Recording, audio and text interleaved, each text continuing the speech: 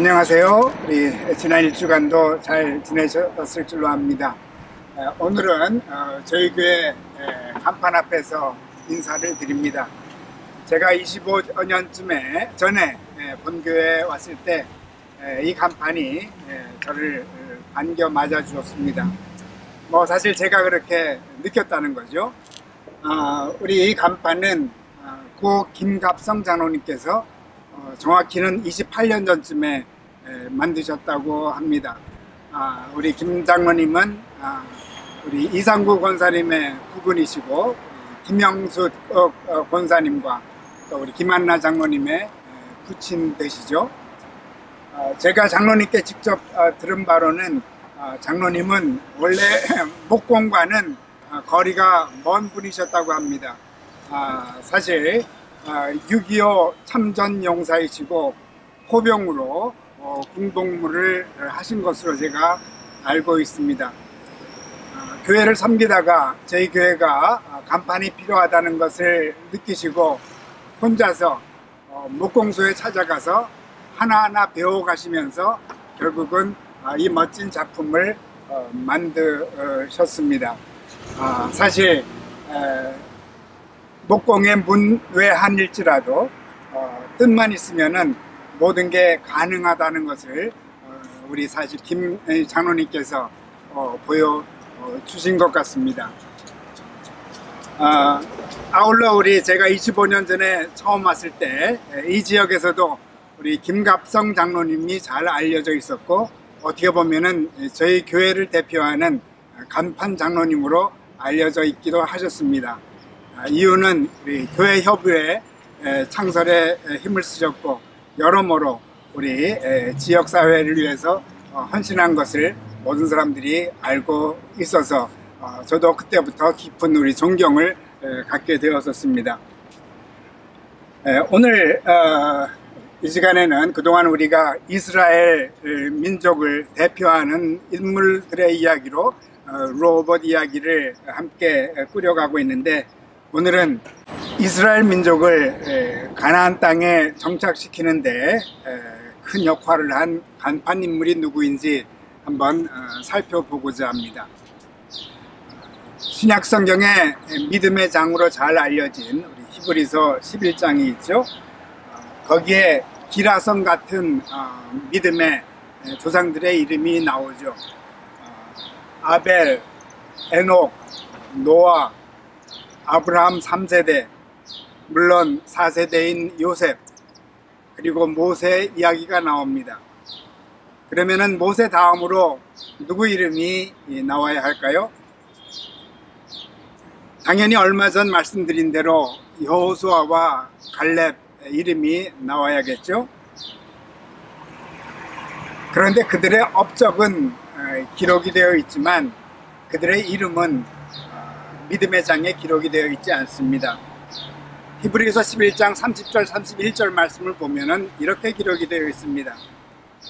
믿음으로 7일 동안 여리고를 도니 성이 무너졌으며, 믿음으로 기생 라합은 정탐꾼을 평안히 영접하였으므로 순종하지 아니한 자와 함께 멸망하지 아니하였도다.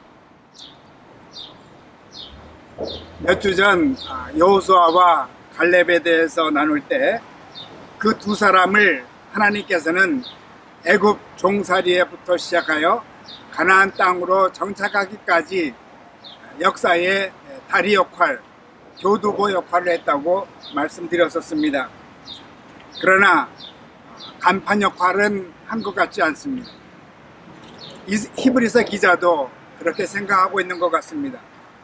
그들은 다리 역할은 했지만은 새롭게 세워지는 나라의 간판은 아니었던 것 같습니다. 소음 관계로 본당 안에 들어왔습니다. 제가 이 자리에 서 있는 것은 그래서 본당에서 우리 간판에 제일 가까운 곳이기에 여기서 계속 말씀을 드립니다. 우리 히브리서 기자는 라합을 이스라엘 건국의 자랑스러운 간판의 역할을 한 사람으로 여기고 있다고 말씀을 드렸는데, 그러면은 왜 여호수아의 이름은 빼고 우리 이방인이자 기생 라합의 이름을 당당히 넣었는지 좀 더 살펴보고자 합니다. 여호수아가 이스라엘 민족을 데리고 가나안 땅으로 들어갈 때 두 정탐꾼을 보내죠.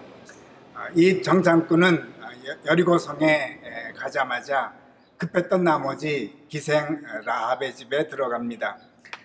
그리고 라합과 서로 약속을 하죠. 라합은 그들을 창문을 통해 줄로 달아내리게 되는데 바로 그 창문에 붉은 줄을 매기로 약속을 합니다. 후에 이스라엘 민족이 여리고에 왔을 때 이 집에 거하는 자들은 모두 구해줄 것을 또한 약속을 합니다. 이것이 라합이 한 전부이죠. 지난주에 말씀드렸지만은 라합은 룻의 시어머니가 되고 예수님의 조상이 되어 갑니다. 그런데 여기서 한 가지 궁금한 생각이 듭니다. 두 정탐꾼이 아무리 급해도 그렇지 기생의 집에 그렇게 쉽게 들어갈 수 있을까? 다시 한번 마태복음 1장 5절 말씀을 보면 살몬은 라합에게서 보아스를 낳고 라합의 남편의 이름이 살몬임을 알 수가 있는데 살몬에 대해서 좀 더 우리 생각해 보면은 뭔가 실마리가 잡히지 않을까 느껴집니다. 이제부터는 좀 추측에 들어갑니다. 여호수아가 두 정탐꾼을 보냈다고 하는데 성경에는 누구라고 기록이 되어 있지 않습니다. 그런데 이 라합이 살몬과 결혼을 합니다. 그렇다면 가장 가능성이 있는 것은 살몬이 두 정탐꾼 중에 한 사람이었고 후에 라합과 결혼하지 않았을까라는 생각을 하게 되죠. 물론 살몬은 당연히 유다 지파입니다. 왜냐하면 예수님의 족보에 기록된 사람들은 모두 유다 지파 사람들이기 때문입니다. 그렇다면 살몬은 유다 지파를 대표로 해서 선발된 정탐꾼이 아니었는가 한번 추측해 볼 만은 합니다. 이렇게 되면은 왜 살몬이 다른 정탐꾼과 함께 우리 기생집에 쉽게 들어갈 수 있었을지 조금 감이 잡히기 시작합니다. 이 당시 유다 지파는 12지파 중에 제일 으뜸 가는 지파였죠. 광야에서 행진을 할 때 유다 지파가 항상 제일 먼저 나갔습니다.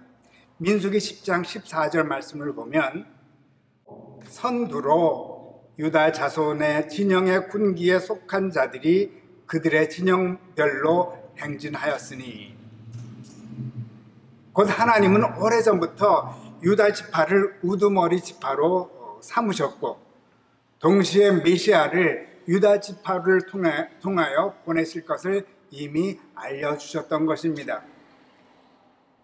그런데 유다는 야곱의 아들 중에 네 번째 아들입니다. 이상하지 않습니까? 네 번째 아들을 또 우두머리 지파로 삼은 것도 좀 의아합니다. 한편 더 중요한 것은 이 유다 자녀들은 어떤 자녀들이죠? 다시 예수님의 족보를 보면은 알 수가 있습니다. 마태복음 1장 3절 말씀을 보면 유다는 다말에게서 베레스와 세라를 낳고 다말이 누구죠? 유다의 며느리입니다. 제가 말씀드리기에도 얼굴이 붉어지네요. 유다에게 세 아들이 있었는데 첫째 아들이 다말과 결혼을 하죠. 첫째 아들이 죽어서 우리 전통대로 둘째 아들이 또 다말과 결혼을 하게 됩니다. 그런데 이 친구는 다말에게서 나온 자녀가 자기의 자녀가 아님을 알았기 때문에 불의한 짓을 합니다. 이를 알고 하나님께서 이 둘째 아들도 또 죽입니다. 셋째 아들 맞아 죽을까봐 유다는 꾀를 쓰죠. 셋째 아들이 장성할 때까지 고향집에 가 있으라고 합니다. 셋째 아들이 장성했는데도 아무런 소식이 없자 다말은 창기로 가장하고 유다를 유혹합니다. 그래서 낳은 쌍둥이가 베레스와 세라가 됩니다. 쉽게 말씀드려서 12지파 중에 제일 몹쓸 지파입니다. 그런데 창기와 같은 며느리를 통해서 생긴 유다 지파를 하나님께서는 제일 높이고 계셨던 것입니다. 이를 누가 제일 잘 알고 있었을까요? 유다 지파 사람들이죠. 아니, 물론 유다 지파 말고도 다들 알고 있었던 사실일 줄로 압니다. 살몬도 종종 미안했을 줄로 압니다. 자기 지파는 넷째 아들 지파고 그리고 또 유다가 한 짓 너무나도 잘 알고 있었을 테니 말입니다. 그러나 한편으로는 이것이 살몬과 유다 지파로 하여금 하나님은 어떤 분이심을 알게 하는 중요한 계기가 되었을 줄로 압니다. 하나님은 제일 불의한 지파를 우두머리 지파로 삼으셨다는 것을, 첫째 아들도 아닌데. 이 모든 것을 잘 아는 살몬이 이 여리고에 정탐을 갔습니다. 급한 대로 대문이 활짝 열려져 있는 기생 라합의 집에 들어가게 된 것입니다. 이스라엘의 하나님께서는 몹쓸 지파를 우두머리로 세우시는 하나님이심을 잘 알았기에 그는 그곳에 쉽게 들어갈 수 있지 않았을까요? 결국 후에 살몬은 개국공신 라합에게 장가를 든 것입니다. 새로운 하나님의 역사를 기대하지 않았을까요? 다말을 통해서 역사하신 하나님께서 라합을 통해서도 역사하실 것을 기대한 대로 역사는 증명합니다. 그들은 예수님의 족보에 뻐젓이 들어가게 된 것입니다. 여기 다시 로봇 우물에 앉았습니다. 우리 하나님께서 우리 라합을 통해서 멋진 역사를 이루고 가신 이야기를 하고 있는데, 솔직히 말씀드리면은 지금까지 얘기한 것은 제 추측이 많이 들어갔다고 말씀을 드렸습니다. 그런데 실제로 제 추측이 틀려도 상관이 없습니다. 아니면 어떻게 보면은 틀리면 더 좋을 수가 있습니다. 분명한 것은 살몬이 유다 지파인 것은 확실합니다. 그러나 살몬이 정탐꾼이었다는 증거는 없습니다. 그러나 살몬이 정탐꾼이 아니었어도 상관이 없다는 말씀입니다. 누가 정탐꾼으로 들어갔든 어떤 지파에 속해 있던 상관이 없다는 말씀입니다. 왜냐하면 조금 전에 말씀드린 대로 모든 지파들은 다 잘 알고 있었습니다. 누가 1등 지파인 것을, 그리고 그 1등 지파는 몹쓸 지파라는 것을, 유다 지파라는 것을, 창기와 같은 며느리를 통해서 이루어진 지파라는 것을 이스라엘 자손들은 누구나 다 알고 있었습니다. 결국은 하나님께서는 이 몹쓸 유다 지파를 우두머리 지파로 삼으신 것을 모든 이스라엘 민족은 잘 알고 있었는데, 왜냐하면 광야에서 행진할 때마다 유다 지파가 제일 앞장서서 행진했기 때문입니다. 결국은 창기도 우두머리 지파를 만들어갈 수 있는 도구가 될 수 있음을 모든 이스라엘 민족들은 다 알고 있었고, 결국은 하나님께서 하시는 일은 세상 사람들과 다르게 능히 하시는 분임을 모든 이스라엘 사람들은 알고 있었던 것입니다. 자, 그러면은 하나님께서 당신의 위대한 역사를 펼쳐 가시는데 종종 기생과 창기를 즐겨 사용하신 것은 틀림이 없습니다. 그런데 또 다른 특별한 이유가 있지 않을까요? 2016년도 CNN Hero of the Year에 선정된 베카 스티븐스 목사님이 계십니다. 전국적으로 거리의 여인들을 모아서 공동체를 설립하고 운영하고 계신 분입니다. 본인이 어릴 때 아주 가까운 사람에게 어뷰즈를 당하고 후에 이를 극복한 후에는 거리의 여인들을 섬기게 됩니다. 자기 스스로 뱀 기름 장사꾼, 스네이크 오일 셀러라고 말하고 다니는데, 왜냐하면 뱀은 위험한 것 같지만 사실 뱀에서 나오는 기름이 사람들에게 유익함을 알기 때문에 스스로 그렇게 생각을 한다고 합니다. 실제로 의학적으로도 독사의 그 독이 우리 심장병을 위해서 잘 사용되고 있음을 의학적으로 잘 알려져 있는 사실입니다. 이런 생각으로 목사님은 엉겅퀴를 키우는 엉겅퀴 농장을 거리의 여인들과 함께 운영을 합니다. 거리에 잡초로 버려진 엉겅퀴들 안에 사람들을 치료하고 아름답게 하는 많은 것들이 담겨져 있음을 알기 때문입니다. 곧 거리의 여인들은 엉겅퀴로서 사람들에게는 멸시를 받지만 실제로는 그들만이 갖고 있는 귀한 인간 세계를 위한 치료제가 있다는 것입니다. 많은 거리의 여인들이 이곳에 들어온 후 자기의 과거도 귀한 치료제가 된다는 생각으로 멋지게 삶을 회복하며 살아가고 있다고 합니다. 그렇다면 이스라엘 민족이 바로 엉겅퀴와 같은 민족이 아닐까요? 세상에서는 버려지지만 실제로는 온 세상을 위한 치료제가 만들어지는 귀한 민족이 아닐까요? 그래서 하나님께서는 그 많은 지파들 중에 유다 지파를 택하셨고 라합을 개국 공신으로 삼으신 것이 아닐까요?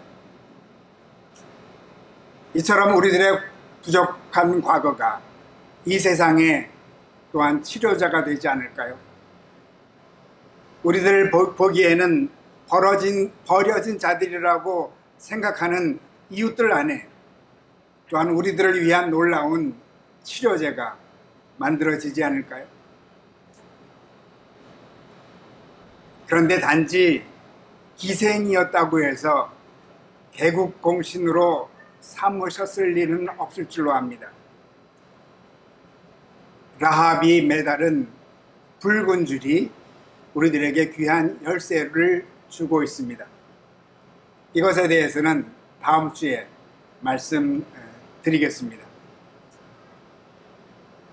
부족한 우리들의 과거에 매여 있지 않고 우리가 주님 안에서 루호봇의 노래를 부른다면 우리도 온 세상을 위한 귀한 치료제가 될 것입니다.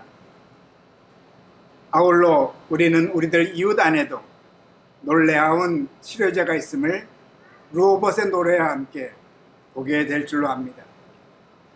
남은 한 주 힘차게 루호봇의 노래를 부르십시다. 루호봇의 노래가 우리들의 삶의 치료제입니다. 오늘은 기도 후에 정광근 집사님께서 루호봇의 노래를 불러주시겠습니다. 감사합니다. 기도드리겠습니다. 아버지 하나님, 당신께서 우리 인간 세계를 만드시고 곳곳에 귀한 우리 간판에 적합한 인물들을 세우셨음으로 인하여 감사드립니다. 특별히 이스라엘 민족이 가나안 땅에 들어가기 위하여 라합이라는 인물을 세우셨던 하나님께 영광을 돌립니다. 라합이 주는 놀라운 메시지를 오늘 우리 함께 나누었습니다. 우리들 안에 있는 라합일지라도 놀라운 세계를 위해서 공헌할 수 있는 그러한 저희들임을 생각해 봅니다. 이웃 안에 있는 라합과 같은 요소가 있을지라도 그들도 또한 온 인류를 위해서 아름답게 구원할 수 있는 귀한 치료자가 됨을 함께 생각할 수 있었습니다. 이 모든 것이 우리 르호봇의 노래와 함께 우리 주 예수 그리스도의 은혜가 아닌가 생각을 드립니다. 아버지 하나님, 저희들의 삶 속에 십자가의 주님을 생각하며 늘 르호봇의 노래를 부르게 도와주시고, 그리하여 세상을 또다시 뒤바꾸시는 새롭게 역사를 쓰시는 하나님의 놀라운 역사에 저희들도 늘 우리 한 구석을 차지하는 저희들이 될 수 있도록 축복나려 주시옵소서. 저희들에게 오늘도 르호봇의 노래를 부를 수 있는 이 특권을 허락하여 주셨음을 감사드리오며 예수 그리스도 이름으로 기도드립니다. 아멘.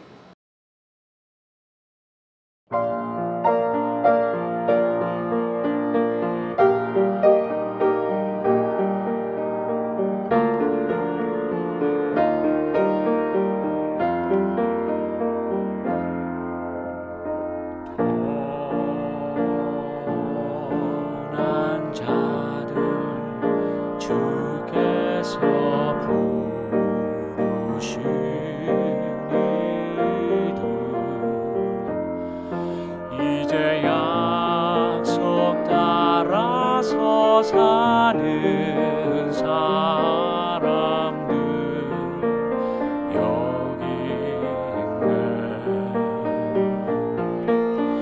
주가 르호봇샘을 우리에게 주셨네.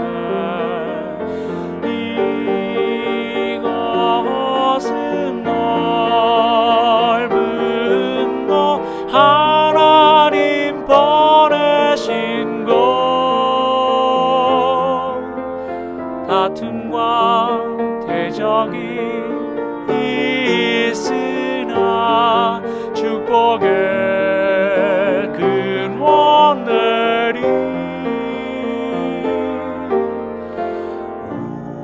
우리 함께 부르자. 르호봇의 노래를 다시 함께 찬양하자. 르호봇의 주님.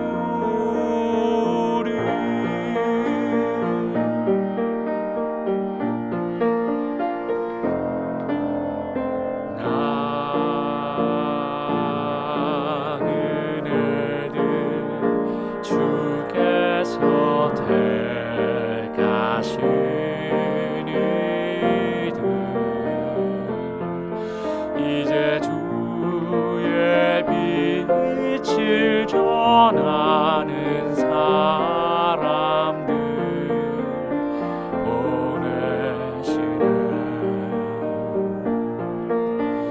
주가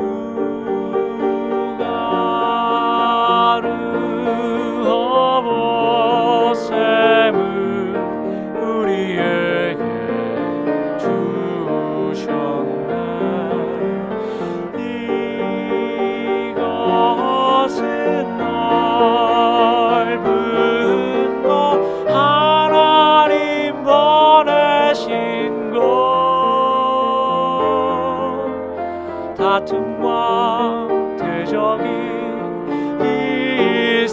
있으나 축복의 근원되리. 우리 함께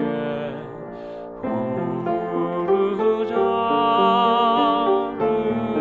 르호봇의 노래를 다시 함께 찬양하자. 르호봇의 주님.